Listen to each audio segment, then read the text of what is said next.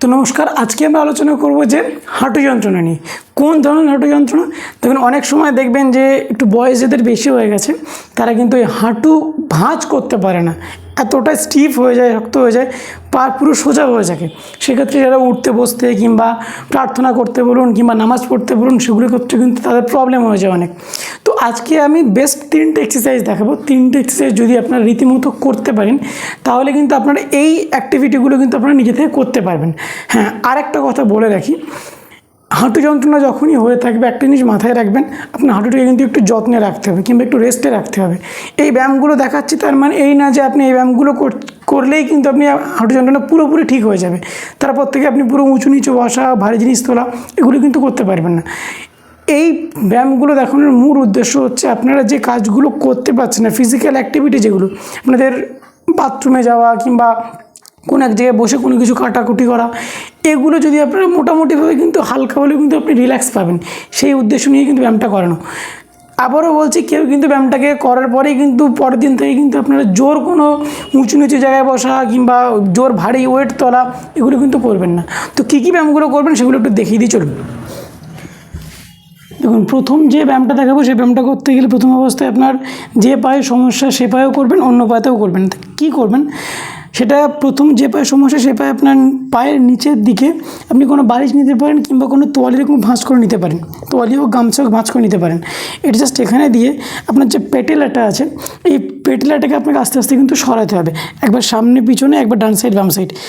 যাদের উঠতে বসতে অসুবিধা হয় তাদের একটা জিনিস খেয়াল করে দেখবেন, এই পেটেলা যেটা আছে, যেটা আপনাদের ইজি, যেটা আমাদের সরতে পারে, তাদের কিন্তু এই পেটেলাটা কিন্তু ইজি সরে না, মানে একটা জায়গায় কিন্তু ফিক্সড হয়ে যায়। এই মাসেলগুলোর কারণে হোক কিংবা টেন্ডনের কারণে কিন্তু এক জায়গায় ফিক্সড হয়ে যায়। সেইটা কি, প্রথমত আমাদের পেটেলাটাকে আমাকে আগে মোবিলাইজেশন করতে হবে, একবার সামনে, একবার পিছনে, একবার ডান সাইড, একবার বাম সাইড, এইভাবে করে আপনি করতে হবে। এটাকে সোজা 5 বার করবেন, উল্টো 5 বার করবেন, ডান সাইড 5 বার, বাম সাইড 5 বার। এইভাবে কিছুক্ষণ করার পরে দেখবেন এইটা আপনার একটু রিল্যাক্স হয়েছে। যখন এটা রিল্যাক্স হয়ে যাবে তারপরে যেটা করবেন, এটা আপনি কোনো বেল্ট দিয়েও করতে পারেন, মুলিগান বেল্ট দিয়েও করতে পারেন। যদি মুলিগান বেল্ট না থাকে তাহলে আপনি সেটাকে কোনো তোয়ালি দিয়ে এটুকু করতে পারেন। এটাকে পায়ের পাতাটাকে ধরে নিচের দিকে এইভাবে টানবেন, 1 2 3 4 5 6 7 8 9 10, রিল্যাক্স। আবার একইভাবে এইটা 1 2 3 4 5 6 7 8 9 10। এটা করলে কী হবে, আপনাদের যে কাপ মাসেল, হ্যামস্ট্রিং পুরো একটা কিন্তু স্ট্রেন্থনিং হবে।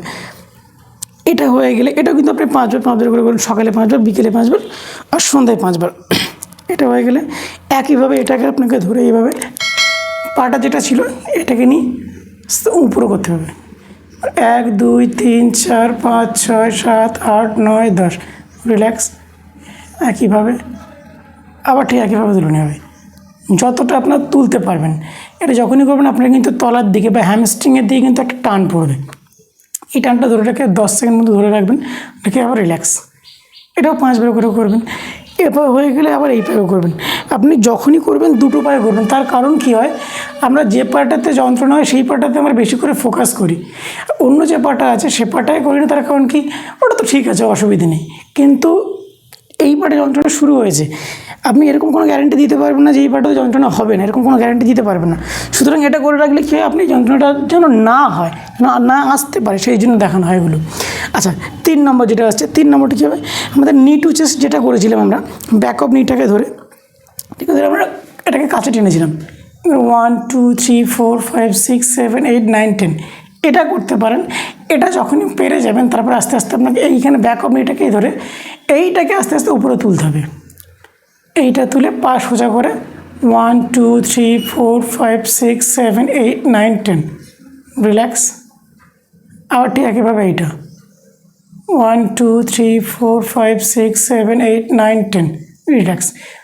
এটাও 5 বার করে করবেন। এটা হয়ে গেলে আবার এই পারতে একই রকমভাবে এটা 1 2 3 4 5 6 7 8 9 10, রিল্যাক্স।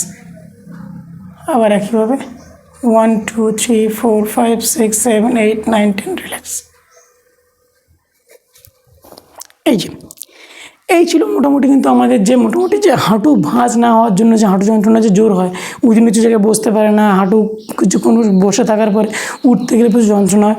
এই 3টে ব্যায়াম যদি আপনার মোটামুটিভাবে যদি করতে পারেন তাহলে দেখবেন আপনার এই ব্যায়াম শুরু করার আগে আপনি যে অবস্থাতে ছিলেন বা যে অসুবিধা আপনি ভোগ করতেন, এই ব্যায়ামটা যদি রীতিমতো আপনি যদি একটা সপ্তাহ কিংবা যদি 2 সপ্তাহ করেন, তাহলে কিন্তু আপনি আপনার পরিবর্তন বুঝতে পারবেন। তো এই ছিল আজকের হাঁটু যন্ত্রণার বেশ 3টি এক্সারসাইজ। দেখুন এই এক্সারসাইজগুলো যদি করা হয় তাহলে কিন্তু আপনারা মোটামুটিভাবে যে আপনাদের হাঁটু ভাঁজ করতে যে প্রবলেম যেগুলো হচ্ছিলো সেগুলো কিন্তু আস্তে আস্তে কিন্তু আপনারা ঠিক করতে পারবেন।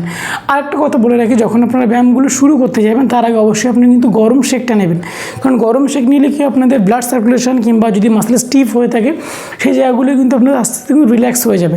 আর সে হলে কিন্তু আপনি যে পারফর্ম বা যে এক্সারসাইজটা করতে চাইছেন সেটা কিন্তু আপনি সঠিকভাবে করতে পারবেন, আপনার যন্ত্রণা কিংবা ব্যথাটা কম হবে।